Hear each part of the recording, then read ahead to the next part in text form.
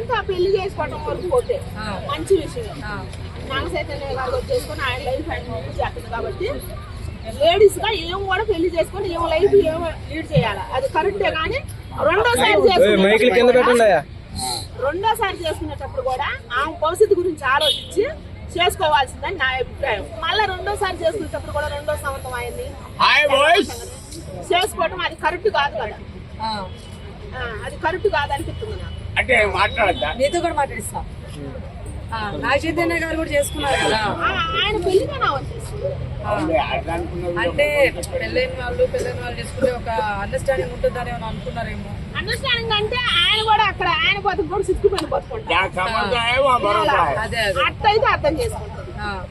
అత్త లేకుండా భార్య ఉంది కదా, ఆయన ఉన్నదని అంటారు, చూడలేదు ఆయనకు భార్య ఉన్నదనే చెప్తారు. మరి అట్టేటప్పుడు సెలబ్రిటీలు కొంతమంది ఎందుకు ఇట్లా రాంగ్ నిర్ణయం తీసుకుంటారో నాకు అర్థం కావట్లే. ఇప్పుడు డబ్బు జీవితం వాళ్ళకి డబ్బులు ఏదైనా లేదు, హోదాలు ఏదైనా లేదు, అన్నీ ఉంటాయి. వాళ్ళ కోసం ఒక తోడు నిర్ణయం తీసుకునేటప్పుడు మంచి నిర్ణయాలు ఎందుకు తీసుకోవట్లేదో నాకు అనిపిస్తుంది. అంటే ఇప్పుడు నాగ చైతన్య గారు పెళ్లి అయిన తర్వాత చేసుకోవాలని కావాలని ఆగి ఇప్పుడు చేసుకున్నారంటారా సమంత గారు?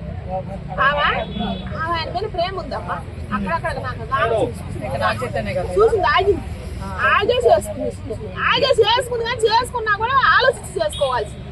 ఆడవాళ్ళు సెలబ్రిటీలు హోదాలు వచ్చి నాకు ఎందుకని వాళ్ళ జీవితాలు వ్యస్తం చేసుకుంటారు అర్థం కావట్లేదు. ఇప్పుడు నార్మల్ గా ఉండాలి, జీవితాలు సర్వనాశనం చేసుకుంటూ ఉండి లేక భవిష్యత్తు సరైన నిర్ణయాలు తీసుకోకుండా సెలబ్రిటీలు కూడా ఎందుకు తీసుకోవాలి అట్లా అనిపిస్తుంది నాకు. అవును, వాళ్ళకి ఏం తక్కువైందని తీసుకోవాలా? వాళ్ళ కరెక్ట్ పర్సన్ చూస్ చేసుకోవచ్చు కదా. ఇది జీవితంగా ఒక రోజుతో పోయేది కాదు కదా. బంధం విలువ తెలిస్తే అట్ట ఎట్ట పడితే అట్ట చేసుకుని జీవితాలు సర్వనాశనం చేసుకో. అది ఏదో మ్యారేజ్ కూడా ఆత్మశుద్ధి ఇలా చేసుకున్నారు, నార్మల్ గా పెళ్లి కూడా కాదు అదే అంటున్నారు. ఈషా ఫౌండేషన్ లో చేసుకుందని అంటున్నారు. తను ఎవరికి తెలియకుండా గుట్టుగా చేసుకుంది, ఈ రోజు సాయంకాలం వస్తుంది దాని గురించి న్యూస్ అని చెప్పేసి అంటున్నారు. అంటే ఆమె అనుకుందేమో బంధువుల మధ్య అందరి మధ్య నేను గ్రాండ్ చేసుకున్న పెళ్లి నా పెళ్లి పెటాకులు అయిపోయింది, దాని మీద ఎఫ్ట్ చెంది గుట్టుకు చేసుకుందేమో, ఆ పరంగా ఆలోచించుకోవాలి దాన్ని. కానీ ఆమె ఇటు రెండోది చేసుకోకుండా ఉంటే బాగా అనిపిస్తుంది. ఇది కూడా ఫెయిల్ అయిద్దామని నా అనుమానం చెబుతుంది. అంటే తను ఆల్రెడీ విడాకులు తీసుకున్న తర్వాతే విడాకులు తీసుకున్న తర్వాతే మనం మళ్ళీ రెండో పెళ్లి చేసుకుంటున్నాడు లీగల్ గా.